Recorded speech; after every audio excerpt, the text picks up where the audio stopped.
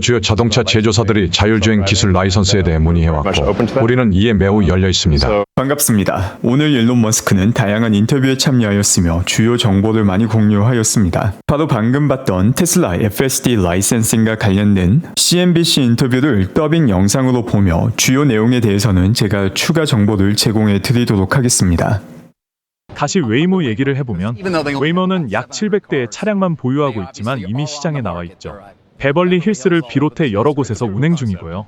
그건 개념 증명 같은 거죠. 자, 먼저 여기서 일론 머스크가 말한 개념 증명이라는 것은 상품 혹은 서비스를 대량으로 제공하기 전에 이 상품 혹은 서비스가 실제로 작동하는지 테스트하는 개념이 개념 증명입니다. 그런데 일론 머스크가 보기에는 지금 웨이모가 제공하고 있는 자율주행 택시 서비스가 개념 증명밖에 되지 않는다는 것입니다. 현재 CNBC 인터뷰를 진행한 분은 웨이모 차량을 600대 정도로 이야기를 했는데 약 1000대에서 2000대 정도가 전 세계에서 활용이 되고 있다고 알려져 있습니다. 그런데 이게 600대이든 1000대든 2000대든 사실 테슬라는 몇 시간 만에 만들 수 있는 차량 숫자입니다. 또한 동시에 테슬라의 자율주행 같은 경우 모든 곳에서 사용 가능한 범용 자율주행이기 때문에 일론 머스크가 보기에는 이 1000대, 2000대 혹은 3000대 모두 다 의미 없는 아주 작은 스케일의 개념 증명밖에 되지 않는다는 것을 밝힌 것입니다. 웨이모 차량은 28개의 카메라와 레이더를 사용하죠. 반면 테슬라는 다른 접근 방식을 취했어요. 8개에서 9개의 카메라와 신경망을 사용하시는데 이런 방식이 안전성 면에서 동등하다고 생각하시는 이유는 뭔가요? 저는 그게 더 나을 거라고 생각합니다. 왜요? 도로 시스템 자체가 지능을 위해 설계되었기 때문이에요. 정확히 말하자면 생물학적 신경망을 위한 시스템이라고 할 수 있죠. 도로 시스템은 이런 방식으로 설계되어 있어서 인공지능, 디지털 신경망, 카메라가 가장 효과적입니다. 게다가 우리 차량에는 마이크도 있어서 긴급 차량 소리 같은 것도 들을 수 있죠. 맞아요. 긴급 차량 소리를 들을 수 있는 마이크도 있죠. 네, 필요하죠. 소리를 들어야 하니까요. 소방차나 경찰차 소리를 들어야죠. 정확히 그렇습니다. 도로 시스템 자체가 이렇게 설계된 거예요. 눈에서 레이저를 쏘는 식으로 설계된 게 아니에요. 우리는 여러 센서를 사용할 때 혼란이 생길 수 있다는 걸 발견했어요. 카메라를 믿어야 할지, 라이다를 믿어야 할지 모르는 상황이 생기죠. 센서들이 서로 혼란을 일으키면 사고로 이어질 수 있습니다. 예전에 우리 차량에도 레이더가 있었지만 레이더와 카메라가 서로 다른 정보를 주면 어느 걸 믿어야 할지 몰랐어요. 그래서 비용 문제라기보다는 아니요, 데이터를 보니 그랬어요. 자, 여기서 센서와 관련된 추가 내용도 정리하겠습니다. 테슬라가 과거 레이더를 사용하였지만 지금은 사용하지 않는다는 건 잘 알려진 내용입니다. 그 결정에 영향을 미친 핵심적인 내용은 비용 문제도 일부 있을 수 있지만 가장 중요한 것은 제대로 된 자율주행을 하기 위해서는 레이더가 없는 게 오히려 더 도움이 되기 때문이다 라는 걸 밝힌 것입니다. 사실 이건 모든 것에서 마찬가지입니다. 요즘 시대에는 정보가 넘쳐 흐르고 있는데 이런 정보에 많이 노출된다고 무조건 좋은 게 아닙니다. 오히려 그 정보 안에 시그널과 노이즈 비율이 훨씬 더 중요합니다. 노이즈 비율이 5% 넘어가는 순간부터 오히려 시간 낭비가 되고 정보 자체를 접하지 않은 것보다 좋지 않은 상태가 됩니다. 일론 머스크가 테슬라에서 레이더를 버린 이유와 일치합니다. 노이즈가 너무나도 많기 때문에 이 시그널을 사용하려고 하면은 노이즈를 제거하는데 더 큰 시간과 비용이 든다라는 사실을 일찌감치 파악한 것입니다. 또한 다른 센서 하면 라이다도 빠질 수 없습니다. 지금 보시는 영상은 볼보에서 사용하고 있는 라이다인데 어떻게 아이폰 카메라를 라이다 주변으로 가져갔더니 카메라에 손상이 일어나는 모습을 볼 수 있습니다. 바로 라이다에서 쏘아내는 레이저가 카메라를 손상시킨 것입니다. 이와 관련해서 볼보는 공식적으로 라이다 빛의 파장이 카메라에 손상을 줄 수 있다라는 내용을 밝힙니다. 볼보에서 사용하는 라이다에 직접적으로 카메라를 사용하지 말라라는 경고문을 올리기도 합니다. 지금까지 다양한 센서와 관련해서 자율주행에 정말 도움이 되느냐 그렇지 못하느냐가 논쟁의 핵심적인 내용이었는데 여기에 더해서 볼보의 라이다 같은 경우 스마트폰 카메라에도 손상을 주기 때문에 안전성과 관련된 새로운 우려가 등장하고 있기도 합니다. 결국 차량의 레이더를 꺼버렸죠. 레이더를 껐다고요? 네. 그래서 지금 만약 제가 지금 당장 타고 가보자고 하면 현재 안전성 데이터로 봤을 때 충분히 준비가 되었다고 생각하시나요? 네. 오늘 당장 타고 싶으시면 탈 수 있습니다. 좋아요. 언제 어디서든 같이 탈 수 있습니다. 그런데 대규모로 라이드 헤일링 서비스를 운영할 수 있는 물류 역량은 있으신가요? 2026년 말까지 목표라고 하셨는데 앱은 준비 중이신가요?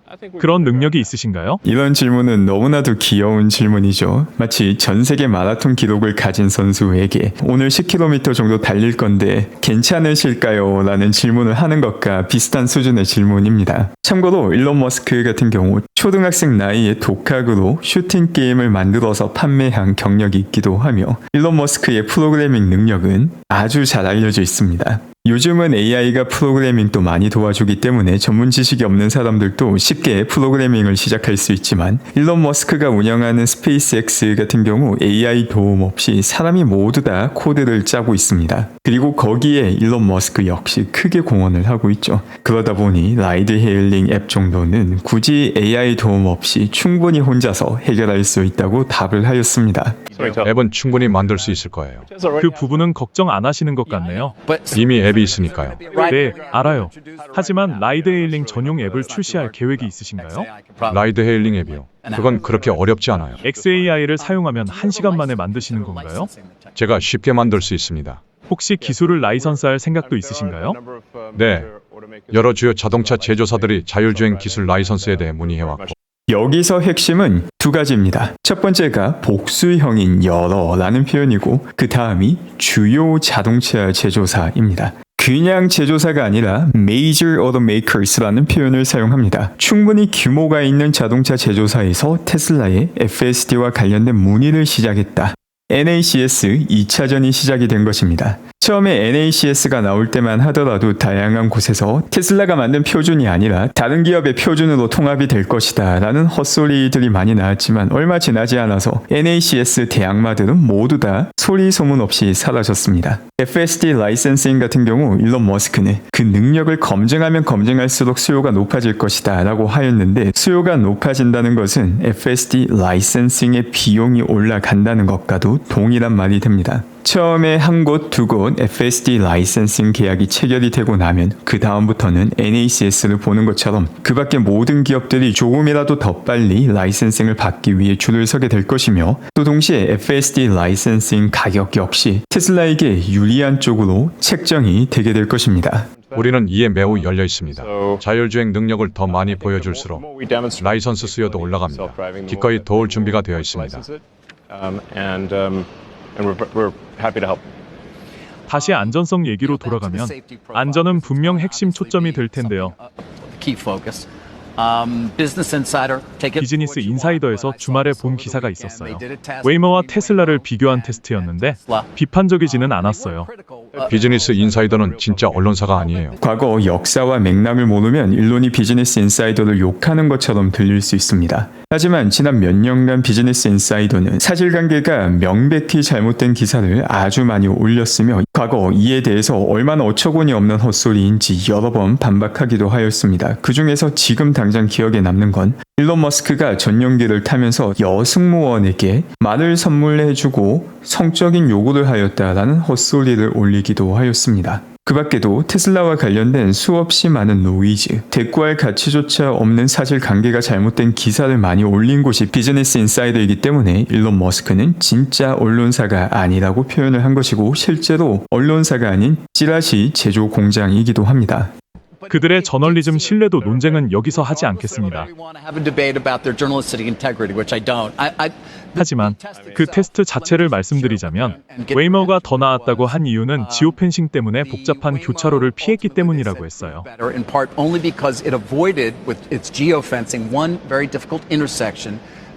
반면 테슬라는 그 교차로를 통과했는데 빨간불에서 멈췄지만 결국 빨간불을 뚫고 갔다고 하더라고요.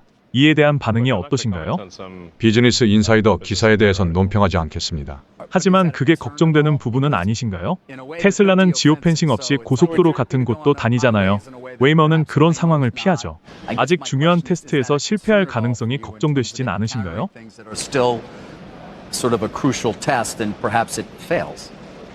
아니요. 우선 그 테스트는 감독하에 이루어진 자율주행 테스트였어야 했어요.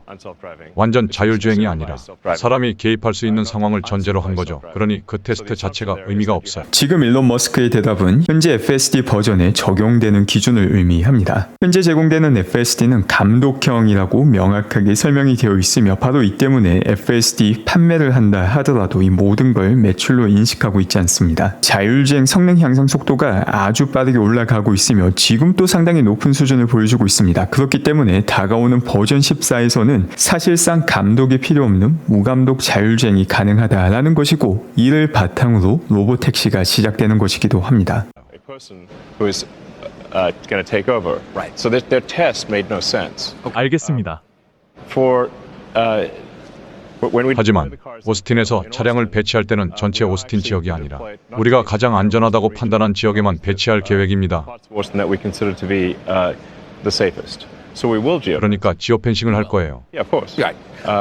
So it's not going to take. 우리가 그 교차로에서 잘 작동할 거라고 확신하지 않는 한 차량이 그 교차로를 지나도록 내버려 두지 않을 겁니다. 그냥 다른 경로를 택할 거예요. 운전자가 로보택시에는 없는 것이죠?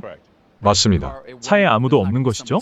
맞습니다. 방금 대답을 통해서 테슬라의 초기 테스트 역시 지오펜싱을 활용할 것이다 라는 걸 확인할 수 있었습니다. 이를 보게 되면 웨이모의 자율주행과 테슬라의 자율주행의 가장 큰 차이점이 범용성이었는데 테슬라도 이 범용성을 무감독 자율주행 혹은 로보택시에서는 활용하지 못하는 것이 아니냐라는 비판 충분히 나올 수 있다고 봅니다. 그런데 일론 머스크가 문제를 해결하는 방식을 보게 되면 가장 중요한 문제에 먼저 초점을 맞춥니다. 제조에서 병목이 되는 부분에 초점을 맞춰서 그 병목을 해결함으로써 전체 제조 속도를 높이는 것처럼 자율주행에서도 각 단계별 가장 중요한 병목이 존재합니다. 그 첫 시작의 가장 큰 병목은 안전성입니다. 테슬라가 지오펜싱을 하며 시작하는 이유 혹은 10대에서 20대의 로보택시만 활용하는 이유는 그 규모를 키울 수 없기 때문이 아니라 안전성을 충분히 증명하고 증명된 안전성을 바탕으로 S커브를 타고자 하기 때문입니다. 바로 여기서 웨이모와 테슬라의 가장 큰 차이점이 드러나게 됩니다. 웨이모 같은 경우 확장하는데 수년이 걸렸지만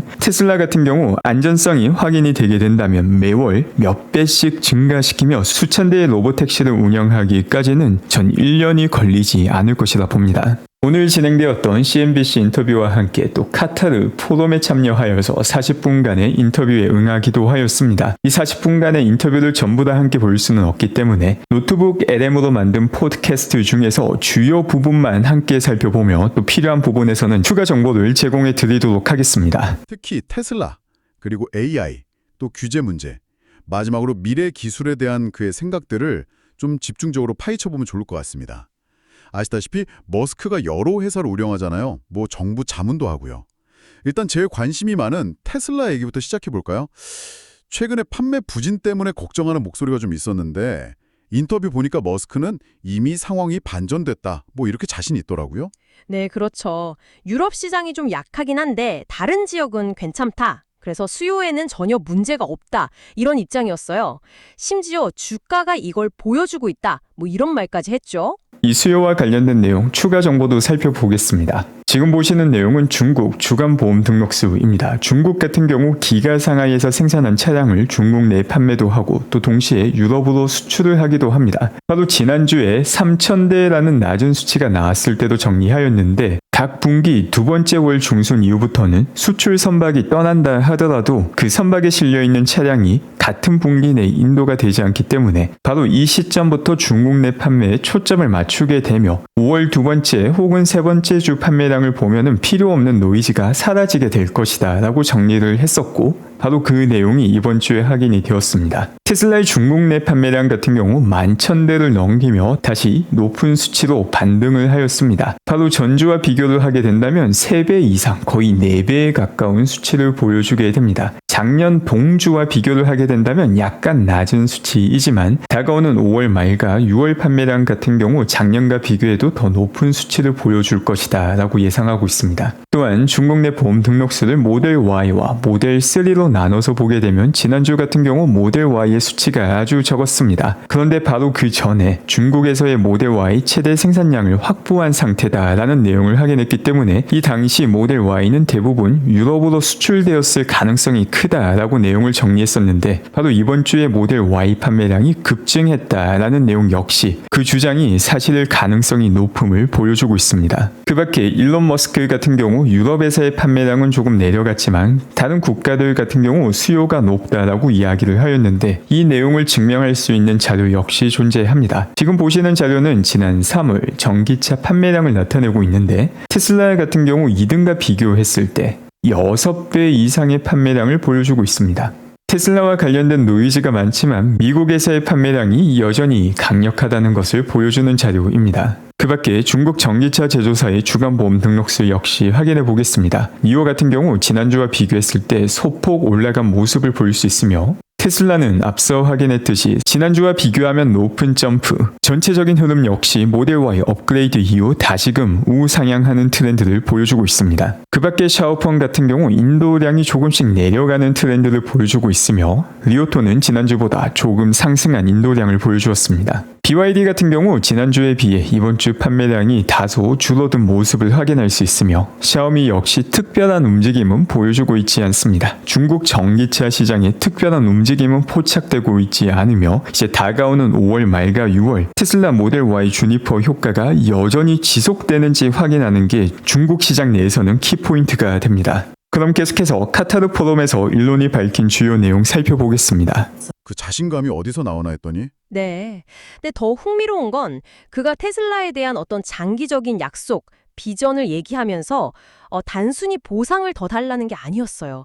회사의 미래, 특히 그가 말하는 수백만, 수십억 대의 휴머노이드 로봇, 이걸 개발하려면 충분한 의결권 통제가 꼭 필요하다. 이 점을 강조했거든요. 아, 통제권?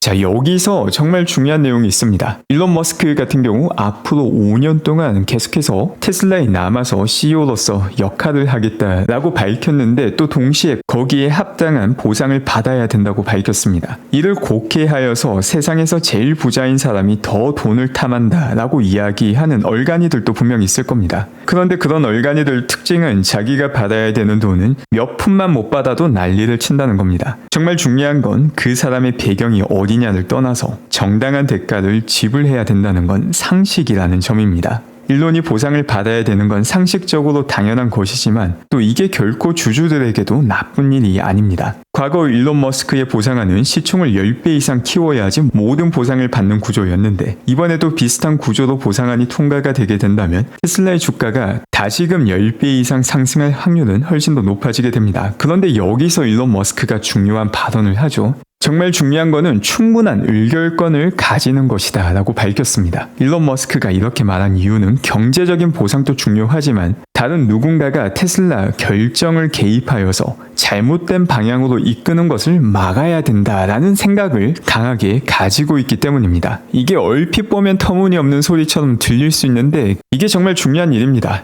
불과 1년 정도 전인 것 같습니다. 초기 이미지 생성 AI가 많이 나올 때 구글 제미나이 같은 경우 미국의 건국의 아버지를 만들어 달라라고 하니까 흑인이 나오는 어처구니 없는 사태가 발생합니다. 이때 확인되었던 패턴이 참으로 기괴하죠. 긍정적인 내용에는 모두 다 흑인이 나오고 조금이라도 부정적인 내용이 연관될 수 있으면 백인이 나오는 아주 차별적인 AI가 확인이 되었습니다. 또 동시에 오픈 AI 챗 GPT 같은 경우 정치적인 질문에 대해서 좌파에게 유리한 내용은 그대로 답을 하거나 심지어 잘못된 내용도 이야기하고 미국 우파에게 유리한 내용은 답변을 할 수 없다라는 메시지가 나오는 걸 확인하기도 했습니다. 이뿐만이 아니죠. 디즈니 같은 경우 전 세계적으로 망한 모습을 잘 보여주었습니다. 다양한 실사판 영화에서 인종 문제를 오히려 역차별하며 또 여러 가지 등장인물이 갑자기 레즈비언이나 게이가 많이 나와서 실제 인구 구성 비율을 전혀 대표할 수 없는 과장된 비율의 레즈비언이나 게이가 영화 안에서 등장하기도 하였습니다.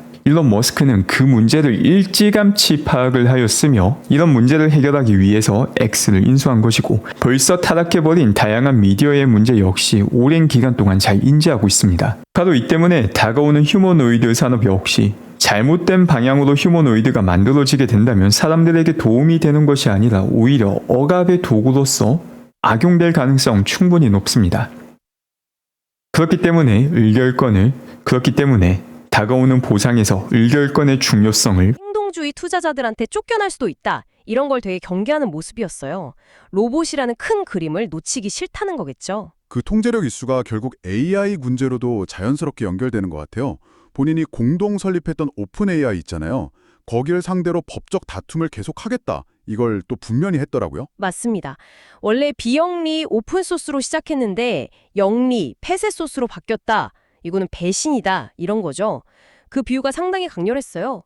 아마존 열대우림 보존하려고 기부했는데 그 단체가 갑자기 나무 베는 회사가 돼버린 거랑 똑같다. 와, 그 비유는 정말 네. 그러니까 단순한 사업 분쟁이 아니라 거의 뭐 도덕적인 문제로 본다는 거죠. 오픈 AI의 방향 전환을요. 그게 이제 법적 공세를 하는 배경인 것 같고요.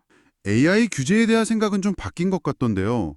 한 3년 전만 해도 규제기관 만들어야 한다고 강하게 얘기했었잖아요. 네, 맞아요. 여전히 규제는 필요하다고는 하는데 뉘앙스가 좀 달라졌어요. 스포츠 경기 심판 비유를 들었죠. 규칙이나 심판은 당연히 있어야 한다. 근데 선수가 공을 아예 못 찰 정도로 심판이 너무 많으면 안 되지 않냐? 아, 균형이 중요하다. 그렇죠. 자동차나 항공우주 같은 오래된 산업은 규제가 너무 많고 반대로 AI 같은 새로운 분야는 규제가 너무 없다. 그러니까 딱 적절한 수의 심판이 필요하다. 이런 균형론이에요. 어떻게 보면 이제 본인도 xAI라는 AI 회사를 하니까 그걸 좀 염두에 둔 걸 수도 있겠지만요. 아무튼 무조건 규제 강화, 이거보다는 속도랑 안전 사이에서 균형을 찾자. 이쪽으로 좀 옮겨간 것 같습니다. 지금 이 팟캐스트 자체가 노트북 LM을 통해서 만들어졌는데 일론 머스크의 규제에 대한 관점이 변했다라고 평가하고 있습니다. 그런데 이게 재미난 점이 이 평가를 구글이 만든 AI가 했는데 이건 관점에 따라서 전혀 다르게 평가할 수 있습니다. 일론 머스크는 분명 초기에 AI에 대한 규제가 필요하다라고 말을 했는데 그 규제가 무조건 올라가면 좋은 게 아니라 일정 수준을 넘어가게 되면 규제가 독이 되는 지점이 존재한다라는 건 이건 사실 상식선에서 충분히 알 수 있는 내용입니다. 과거 같은 경우 규제가 전혀 존재하지 않았고 이제 규제가 만들어지고 있기 때문에 AI 산업에 규제가 필요하지만 지금 자율주행이나 다른 산업에서 볼 수 있듯이 과한 규제가 생기면 안 된다. 적절한 수준의 심판이 존재해야 된다라는 합리적인 주장을 했는데도 불구하고 마치 일론 머스크의 주장이 바뀐 것처럼 내용을 만들었다라는 점 상당히 흥미롭고 과거 구글 제미나이가 만들었던 흑인 파운딩 파더스 이미지가 생각나기도 합니다. 그러니까 규칙은 만들되 혁신의 발목까지 잡지는 말자. 뭐 이런 거군요. 근데 그 적절한 규제라는 게 구체적으로 뭘지는 이건 좀 더 지켜봐야겠네요. 네, 그렇죠. 그래도 AI가 위험할 수 있다는 인식 자체는 여전한 것 같고요. 선제 대응이 필요하다는 생각도요. 자, 그럼 이제 그가 예측하는 미래 기술들 이쪽으로 넘어가 볼까요? 이건 이제 예측의 영역이 좀 섞여 있죠. 네, 항상 그의 예측은 좀 담대하죠. 우선 스타쉽 우주선, 이거 완전 재사용 기술 완성해서 인류를 다행성 종족으로 만들겠다. 이 오란 꿈을 다시 한번 얘기했고요. 화성 도시 건설이랑 연결되는 거죠? 그리고 뉴럴링크, 그 뇌 컴퓨터 인터페이스 회사, 이것도 업데이트가 있었죠. 네, 지금 한의사 5명이 생각만으로 컴퓨터를 제어하는 임플란트를 받아서 기능을 회복했다. 이렇게 밝혔어요. 근데 이게 끝이 아니고 올해 말이나 내년 초쯤에는 이건 이제 계획 단계지만 시각장애인의 시력을 복원하는 임플란트 시술까지 하겠다고 합니다. 시력 복원이요. 와, 이건 정말 SF 영화 같은데요. 그쵸. 그리고 테슬라는 다음 달에 텍사스 오스틴에서 운전자 없는 완전 자율주행차, FSD죠. 이걸 출시한다고 예고했어요. 정말 숨가쁘네요. 기술 혁신을 엄청나게 밀어붙이고 있어요. 그가 보기에는 우리가 소위 말하는 범용 인공지능 AGI라고 하죠. 거의 모든 면에서 인간보다 뛰어난 AI 또는 그가 디지털 초지능이라고 부르는 것에 아주 가까워지고 있다. 이렇게 진단하더라고요.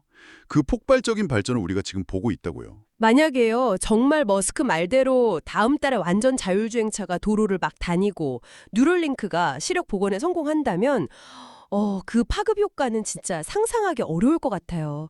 이게 그냥 기술 하나 성공했다. 이걸 넘어서 사회 구조 자체를 바꿀 수 있는 것들이잖아요. 그렇죠. 방금 내용에서 가장 핵심 키워드는 사회 시스템 개편입니다. 지금 다가오는 자율주행만으로도 산업과 사회 자체가 뒤집어지게 됩니다. 포드가 처음 자동차를 만들고 난 다음에 단순하게 교통수단에 영향을 주는 것에서 끝나지 않았습니다. 새로운 도시가 만들어지게 될 때 바로 이 자동차를 중심으로 도시가 만들어졌죠. 그리고 이 자율주행은 단순하게 운전자를 운전에서 해방시키는 게 아니라 우리 사회 자체가 자율주행을 중심으로 돌아가도록 다시 바꿔놓게 됩니다. 보통 우리 규제가 기술의 속도를 따라가지 못한다라고 이야기하는데 요즘은 기술의 속도가 너무나도 빠르게 올라가고 있기 때문에 사람들의 인식과 이해도가 기술의 발전을 따라잡지 못하는 경우가 아주 흔합니다. 그리고 바로 이 갭이 장기 투자자에게 가장 큰 알파 수익률을 주는 기회의 원천이 되기도 합니다. 테슬라가 만들어 나가는 미래를 정확하게 이해하고 그 이해와 투자 변동성에 대한 이해를 바탕으로 단기 변동성을 이겨낸다면 테슬라 장기 투자의 끝은 5배,